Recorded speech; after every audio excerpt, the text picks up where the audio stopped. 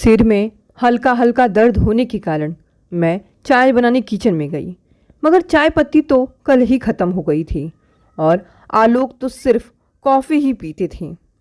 तो मैं भुलक कर निकल गई पास के किराने की दुकान में चाय पत्ती लेने। चाय पत्ती लेकर वापस लौटने ही वाली थी कि अचानक पीछे से कंधे पर स्पर्श और आंखों पर हाथ रखने के साथ साथ निक्की के उच्चारण ने उलझन में डाल दिया। यह तो मेरा मायके का घर का नाम है। कोई अपने शहर का निकट संबंधी ही होना चाहिए जो मेरे घर के नाम से वाकिफ हो। आंखों पर रखे हाथ को टटोल कर पहचानने में असमर्थ रही। आखिर उसे हटाते हुए बोली, तुम कौन? देखा, पहचान नहीं पाई ना? स्वाति, तू यहाँ कैसे? अपनी आंखों पर विश्वास नहीं हो रहा था। कॉलेज में साथ पढ़ी अपनी प्यारी सहेली स्वाति को सामने खड़ी देखकर चेहरे पर खेलती वही चिर परिचित मुस्कान। जींस टॉप पहने लंबे खुले बालों में स्वाति आज भी कॉलेज की छात्रा लग रही थी। क्यों, बड़ी हैरानी हो रही है ना मुझे यहाँ देखकर? थोड़ा सब्र कर, अभी सब कुछ बता दूंगी। स्वाति आदतन खिलखिलाई। किसके साथ आई है? मैंने उत्सुकतावश पूछा। हस्बैंड के साथ, और किसके साथ आऊँगी? शरारत भरे अंदाज में स्वाति बोली, तूने शादी कब कर ली? मुझे तो पता ही नहीं लगा। ना इनविटेशन मिला, ना किसी ने चिट्ठी में ही कुछ लिखा। मैंने शिकायत की। सब अचानक हो गया ना, इसलिए तुझे भी चिट्ठी नहीं डाल पाई। अच्छा, मेरे जीजा जी क्या करते हैं? मेरी उत्सुकता बढ़ती जा रही थी। वह बिजली विभाग में ऑपरेटर हैं। स्वाति ने संक्षिप्त सा उत्तर दिया। क्या? बिजली ऑपरेटर? तू डॉक्टर और वह? मेरे शब्द मेरे हलक में ही अटक गए। अचंभा लग रहा है ना? स्वाति के मुख पर मधुर मुस्कान थिरक रही थी। लेकिन यह सब कैसे हो गया? तुझे अपने करियर की फिक्र नहीं रही? बस कर, सब कुछ इसी राशन की दुकान पर ही पूछ लेगी क्या? चल, कहीं पास के रेस्टोरेंट में कुछ देर बैठते हैं, वही आराम से सारी कहानी सुनाऊंगी। रेस्टोरेंट में क्यों, घर पर ही चलना। और हाँ, जीजा जी कहाँ हैं? वह किसी कार्य के सिलसिले में कार्यालय गए हैं। उन्हीं के कार्य के लिए हम लोग यहाँ आए हैं। अचानक तेरे घर आकर तुझे हैरान करना चाहते थे, पर तू यहीं मिल गई। हम लोग निसर्ग ग्रीन होटल में ठहरे हैं, कल ही आए हैं। 3 दिन रुकेंगे। मैं किसी काम से इस और आ रही थी कि अचानक तुझे देखा तो तेरा पीछा करते यहाँ आ गई। स्वाति चहक रही थी। कितनी निश्चल हंसी है स्वाति की। पर एक बिजली विभाग ऑपरेटर के साथ शादी इसने किस बेस पर की? यह मेरी समझ से बाहर की बात थी। हाँ, तेरे घर तो हम कल इकट्ठे आएंगे। अभी तो चल, किसी रेस्टोरेंट में बैठते हैं। लगभग मुझे पकड़कर ले जाने सी उतावली वह दिखा रही थी। स्वाति को लेकर निकट के ही निधि रेस्टोरेंट में हम पहुँचे। सैंडविच और चाय का आदेश देकर स्वाति की ओर मुखातिब होते हुए मैंने कहा, हाँ, अब बता तेरी शादी वाली बात। मेरी उत्सुकता बढ़ती चली थी। इसके लिए तो मुझे मेरा पूरा अतीत दोहराना पड़ेगा, क्योंकि इस शादी का उससे बहुत गहरा रिश्ता है।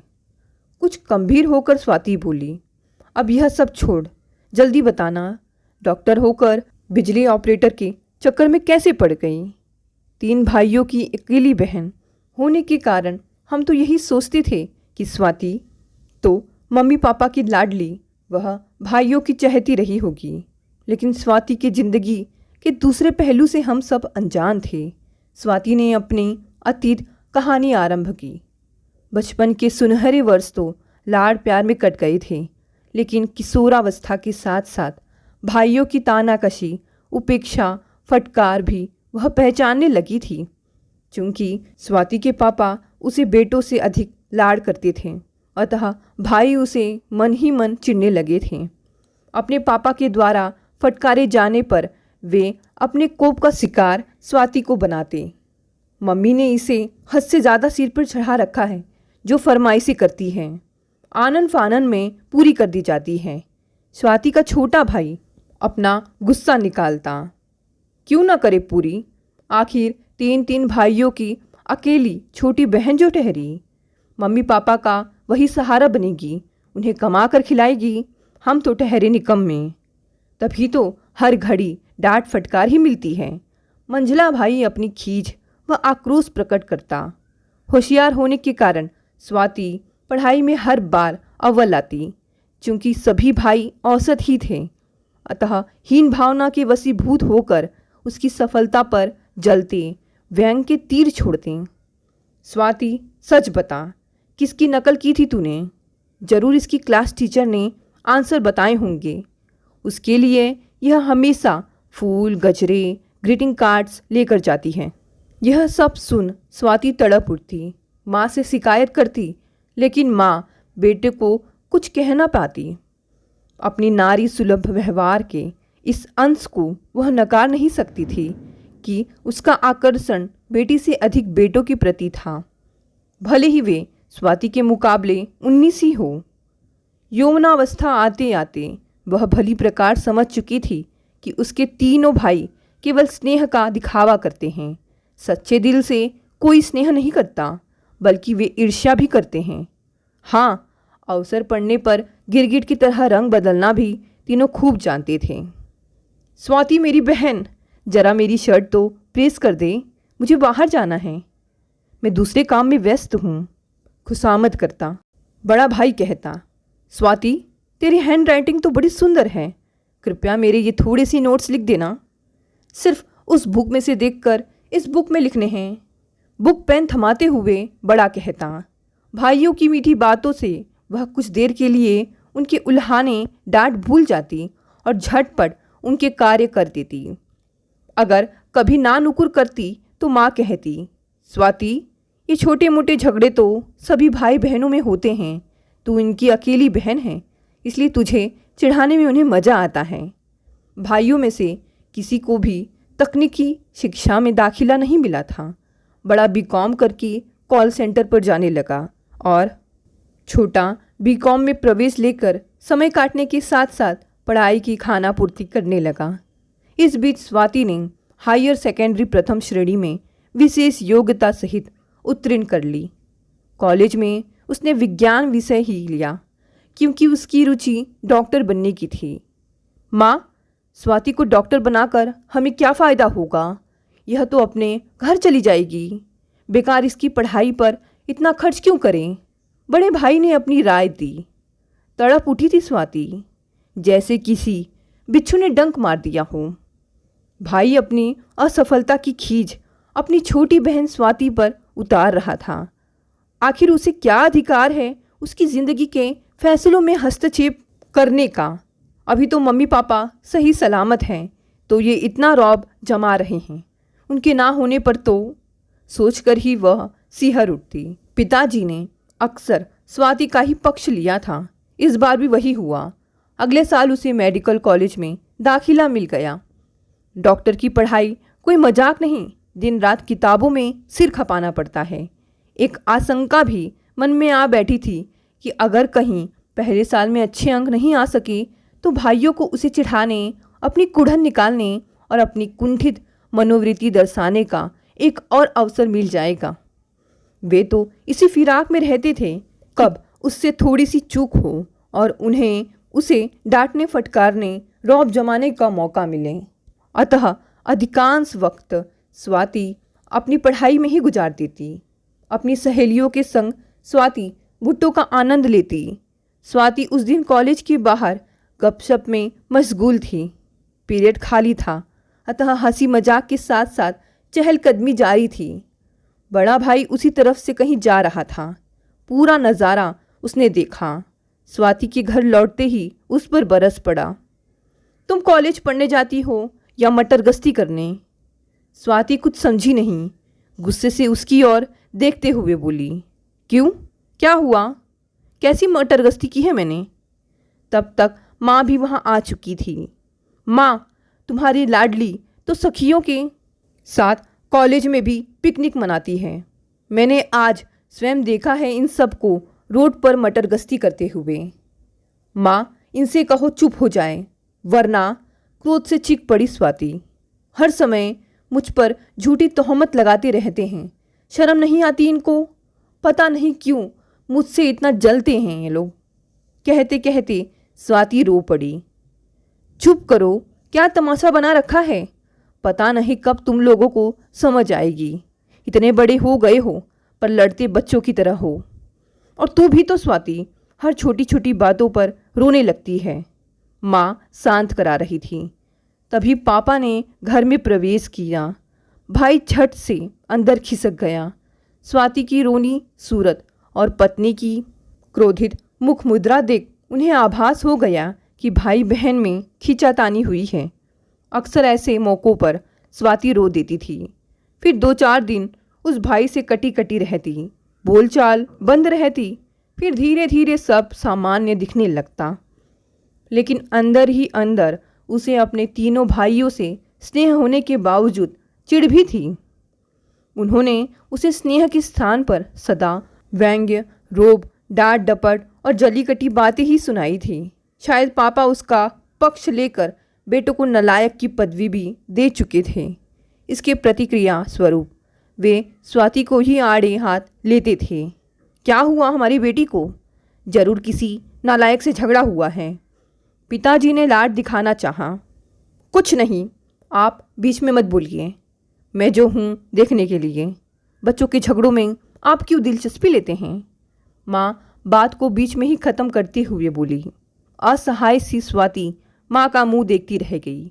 माँ भी तो आखिर बेटों का ही पक्ष लेगी ना। जब कभी भी पिताजी ने उसका पक्ष लिया, बेटों को डांटा फटकारा तो माँ को अच्छा नहीं लगा। उस समय तो वह कुछ नहीं कहती, लेकिन मन के भाव तो चेहरे पर आ ही जाते हैं। बाद में मौका मिलने पर टोकती।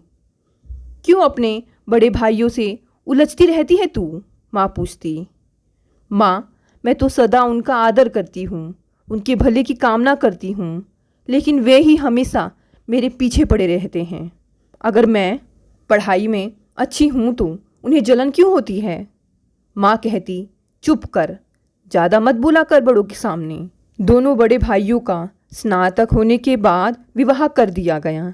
दोनों भाभियों ने भी घर के हालात देखे, समझे और अपना अधिकार जमा लिया। स्वाति तो भाइयों की ओर से पहले ही उपेक्षित थी। भाभियों के आने के बाद उनकी ओर से भी वार होने लगे। इस बीच हार्ट अटैक के जबरदस्त आघात से पापा चल बसे। घर का पूरा नियंत्रण बहुओं के हाथ में आ गया। माँ तो पहले से ही बेटों की हमेशा से हमदर्द थी, अब तो उनकी गुलामी तक करने को तैयार थी। पूरी तरह से बहू बेटों के अधीन हो गई। स्वाति का मेडिकल का अंतिम वर्ष था। घर के उबाऊ व तनावग्रस्त माहौल से जितनी देर वह दूर रहती उसे राहत का एहसास होता। अतः अधिक से अधिक वक्त वह लाइब्रेरी में, सहेली के घर या कैंटीन में गुजार देती। सच्चे प्रेम, विश्वास, उचित मार्गदर्शन पर ही तो जिंदगी की नींव टिकी है। चाहे वह माता पिता, भाई बहन, पति पत्नी किसी से भी प्राप्त हो। लेकिन स्वाति को बीते जीवन में किसी से कुछ भी प्राप्त नहीं हो रहा था। प्रेम स्नेह के लिए वह तरस उठती थी। पापा से जो स्नेह प्यार मिल रहा था वह भी अब छीन चुका था। मेडिकल कॉलेज की कैंटीन शहर भर में समोसा चाट के लिए फेमस थी। अचानक ज़रूरत पड़ने पर या मेहमानों के लिए विशेष तौर पर लोग वहाँ से समोसा चाट खरीदने आते थे। बाहर के लोगों के लिए भी कैंटीन में आना मना नहीं था। स्वयं सेवा की व्यवस्था थी। लोगों को स्वयं अपना नाश्ता, चाय, कॉफ़ी वगैरह अंदर के काउंटर से उठाकर लाना होता था। कॉलेज के साथ ही सरकारी अस्पताल होता था। रोगियों के संबंधी भी अक्सर कॉलेज की कैंटीन से चाय नाश्ता खरीद कर ले जाते थे। कैंटीन में अकेली बैठी स्वाति चाय पी रही थी। सामने की सीट खाली थी। अचानक एक नौजवान चाय का कप लेकर वहाँ आया। मैं यहाँ बैठ सकता हूँ? उसकी बातों वह व्यवहार से शालीनता टपक रही थी। हाँ हाँ, क्यों नहीं, कहकर स्वाति ने अपनी कुर्सी थोड़ी पीछे खिसका ली। मेरी मम्मी अस्पताल में दाखिल हैं। बातचीत शुरू करने के लहजे में वह नौजवान बोला। अच्छा, क्या हुआ उनको? किस वार्ड में हैं? सहज ही पूछ बैठी थी स्वाति। 8 नंबर में हैं। पथरी हो गई थी उन्हें। ऑपरेशन हुआ है, धीरे से युवक बोला। शाम को घर लौटने से पहले स्वाति अपनी सहेली के साथ वार्ड नंबर 8 में गई तो वहाँ वही युवक अपनी माँ के सिरहाने बैठा हुआ था। स्वाति को देखते ही उठ खड़ा हुआ। आइए ना डॉक्टर साहिबा, अभी तो मुझे डॉक्टर बनने में 8 महीने बाकी हैं, कहते हुए स्वाति के चेहरे पर मुस्कान तैर गई। उस युवक की माँ ने पूछा, उदय कौन है यह? आंटी जी, मेरा नाम स्वाति है। आज कैंटीन में इनसे मुलाकात हुई तो आपकी तबीयत पूछने आ गई। कैसी हैं आप? उदय को असमंजस में पड़ा देखकर स्वाति ने ही जवाब दे दिया, अच्छी हूँ बेटी, तुम तो डॉक्टर हो, सब जानती होगी। यह देखना ज़रा, कहते हुए एक्सरे व अन्य रिपोर्ट्स उदय की माँ ने स्वाति के हाथ में दे दी। उदय हैरान सा माँ को देखता रह गया। एक नितांत अनजान व्यक्ति पर इतना विश्वास। बड़े ध्यान से स्वाति ने सारे रिपोर्ट्स एक्सरे देखी और बोली, अब आप बिल्कुल ठीक हो जाएंगी। आपकी सेहत का सुधार संतोषजनक रूप से हो रहा है। माँ के चेहरे पर तृप्ति के भाव आ गए। अगले सप्ताह स्वाति की उदय के साथ अस्पताल में कई बार मुलाकात हुई। जब भी माँ की तबीयत देखने वह गई, न जाने क्यों उनकी बातों व्यवहारों से उसे एक सुकून सा मिलता था। उदय के नम्र व्यवहार का भी अपना आकर्षण था। उदय बिजली विभाग में ऑपरेटर था। माँ की अस्पताल से छुट्टी होने के बाद भी वह अक्सर कैंटीन आने लगा और स्वाति से मुलाकातें होती रही। दोनों ही एक दूसरे की ओर आकर्षित होते चले गए और आखिर यह आकर्षण प्रेम में बदल गया। अपने घर के सदस्यों द्वारा उपेक्षित प्रेम स्नेह को तरस रही अपनेपन की ललायित स्वाति उदय के प्रेम को किसी कीमत पर खोना नहीं चाहती थी। वह सोचती, माँ और भाई तो इस रिश्ते के लिए कदापि तैयार नहीं होंगे। आखिर एक दिन बात स्वाति के भाइयों तक पहुँच ही गई। डॉक्टर होकर उस बिजली ऑपरेटर से शादी करेगी? तेरा दिमाग तो नहीं फिर गया? सभी भाइयों के साथ साथ माँ ने भी लताड़ा था। हाँ, मुझे उसमें इंसानियत नज़र आई है, केवल पैसा ही सब कुछ नहीं होता। स्वाति ने हिम्मत करके जवाब दिया। देख लिया अपनी लाडली बहन को, तुम्हें ही इंसानियत सिखा रही है। भाभियों ने भी तीर छोड़ने में कोई कसर नहीं रखी। अगर स्वाति तूने उसके साथ शादी की तो तेरे साथ हमारा संबंध हमेशा के लिए ख़त्म हो जाएगा। अच्छी तरह सोच ले, भाइयों ने चेतावनी दी। जिंदगी में पहली बार किसी का सच्चा प्रेम, विश्वास और सहानुभूति प्राप्त हुई थी। स्वाति उसे खोना नहीं चाहती थी। पूरी बातें उसने उदय के सामने स्पष्ट कर दी। स्वाति, यह ठीक है कि मैं संपन्न परिवार से नहीं हूँ। मेरी नौकरी भी मामूली सी है, आय भी अधिक नहीं। तुम मेरे मुकाबले काफ़ी ऊंची हो, पद में भी संपन्नता में भी, लेकिन इतना विश्वास दिलाता हूँ कि मेरा प्रेम विश्वास बहुत ऊंचा है। इसमें तुम्हें कभी कंजूसी, धोखा, फरेब नहीं मिलेगा। जो तुम्हारी मर्जी हो चुन लो। तुम पद, प्रतिष्ठा, धन को अधिक महत्व देती हो या इंसानियत, सच्चे प्रेम, स्नेह, विश्वास को, यह निर्णय लेने का तुम्हें अधिकार है, उदय बोला। और फिर परीक्षाएं होने के बाद हमने कोर्ट में जाकर शादी कर ली। मेरी माँ, भाई, भाभी कोई भी शादी में हाजिर नहीं हुए। हाँ, उदय के घर से काफ़ी सदस्य शामिल हुए। तुझसे सच कहूँ, मेरी आंखों में झांकते हुए स्वाति आगे बोली, मुझे अपने निर्णय पर गर्व है। सच मानो, मुझे अपने पति से इतना प्रेम, स्नेह, विश्वास प्राप्त हुआ है जिसकी मैंने कभी कल्पना ही नहीं की थी। अपनी माँ, भाई, भाभियों से स्नेह, प्यार के लिए तरस रही मुझ बदनसीब को पति व उसके परिवार से इतना प्रेम, स्नेह मिला कि मैं अपना अतीत भूल सी गई हूँ। अगर मैं किसी बड़े डॉक्टर या बड़े व्यवसायी से शादी करती तो धन दौलत व अपार वैभव पाने के साथ साथ मुझे पति का इतना प्रेम, स्नेह मिल पाता? मुझे इसमें संदेह है। धन दौलत का तो माँ बाप के घर में कभी भी अभाव नहीं था, लेकिन प्रेम व स्नेह से मैं वंचित रह गई थी। धन दौलत की तुलना में प्रेम का स्थान ऊंचा है।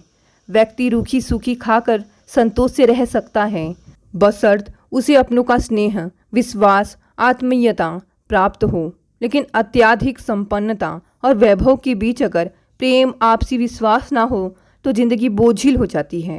मैं बहुत खुश हूँ, मुझे जीवन की असली मंजिल मिल गई है। अब मैं अपना दवाखाना खोल लूँगी। उदय के साथ मेरी आय मिल जाने से हमें आर्थिक तंगी नहीं हो पाएगी। स्वाति, तू तो बड़ी साहसी निकली। हम तो यही समझते रहे कि 3 भाइयों की अकेली बहन कितनी लाडली व सुखी होगी, लेकिन तूने तो अपनी व्यथा का भान ही नहीं होने दिया।